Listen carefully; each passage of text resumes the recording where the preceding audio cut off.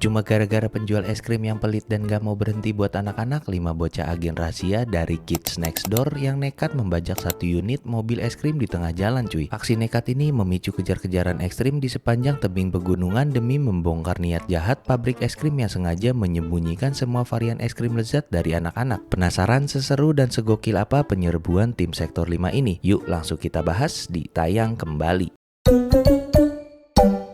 Kisah bermula di kawasan pemukiman warga pada hari yang cukup terik, saat dua anak kecil dengan memegang uang jajan sudah begitu bersemangat menunggu kedatangan mobil es krim di pinggir jalan. Namun harapan mereka langsung sirna begitu aja ketika mobil es krim tersebut melaju sangat kencang tanpa berniat berhenti sedikit pun. Melihat ketidakadilan itu, tim agen rahasia Sektor 5 tidak tinggal diam. Mereka langsung melancarkan aksi pengambil alihan secara paksa terhadap mobil es krim tersebut dan mengendalikannya di jalur pegunungan yang cukup berbahaya. Di dalam kabin, Sektor 4 bertugas memegang kendali setir dengan ugal-ugalan. Sedangkan Sektor 3 yang sudah sangat menginginkan es krim rasa vanila coklat malah dibuat frustasi karena akses mesin es krim di dalam mobil selalu ditolak oleh sistem pertahanan otomatis. Sementara itu, di bagian atap kendaraan, Sektor 1 bersama Sektor 5 yang mengendalikan sepatu magnet canggih milik mereka sedang sibuk menginterogasi sang supir es krim yang tampak ketakutan setengah mati sambil memeluk patung es krim di atas atap. Sektor 1 menuntut penjelasan kenapa para penjual es krim selalu melewati anak-anak begitu saja ketika mereka ingin membeli es krim. Belum sempat sang sopir menjawab secara tuntas, situasi mendadak berubah menjadi sangat tegang ketika Sektor 4 melihat dari kaca spion bahwa ada 3 armada mobil es krim musuh yang sedang mengejar mereka dari arah belakang. Salah satu sopir musuh melaju untuk mensejajarkan kendaraan lalu menumpahkan cairan saus coklat panas dalam jumlah besar ke permukaan jalan. Sektor 4 yang sigap langsung membanting setir untuk menghindari lelehan coklat panas tersebut. Namun guncangan keras itu malah membuat pintu belakang mobil mereka terpental terbuka hingga mesin es krim di dalamnya terlempar keluar. Mesin yang terlempar itu tepat menghantam bagian belakang salah satu mobil musuh hingga menyebabkan kendaraan tersebut hilang kendali dan meledak menjadi puing-puing logam yang berhamburan. Tak mau kalah, sopir musuh pun yang tersisa langsung menekan tombol rahasia yang mengubah patung es krim di atas atap mobilnya menjadi peluru kendali berbentuk rudal bor yang sangat mematikan. Rudal bor tersebut langsung diluncurkan dan melaju kencang mengebor permukaan jalan tepat di belakang mobil bajakan. Melihat ancaman bahaya yang semakin mendekat, Sektor 4 mengambil tindakan gila dengan membanting setir ke arah tebing pegunungan. Kendaraan mereka secara ajaib mampu memanjat dinding tebing hingga masuk ke dalam terowongan dan posisi terbalik menempel di langit-langit, membuat rudal bor musuh melintas lurus di bawah mereka tanpa mengenai sasaran. Rudal bor yang kehilangan target itu justru berbalik menghantam mobil es krim musuh yang berada di depan, memicu ledakan dahsyat yang menerbangkan kendaraan tersebut dan menimpa mobil musuh lainnya hingga hancur berkeping-keping. Setelah berhasil meloloskan diri dari kejaran musuh, Sektor 1 kembali mencengkeram baju sang sopir untuk meminta kejelasan mengenai keberadaan pabrik utama tempat persembunyian seluruh pasokan es krim. Berada di bawah tekanan, sang sopir akhirnya menyerah dan membocorkan kata sandi rahasia untuk menembus benteng pertahanan pabrik, yaitu kata Frosty. Namun tepat di saat Sektor 1 menyadari adanya barikade es krim sandwich yang menutup jalan di depan, ia baru sadar kalau Sektor 4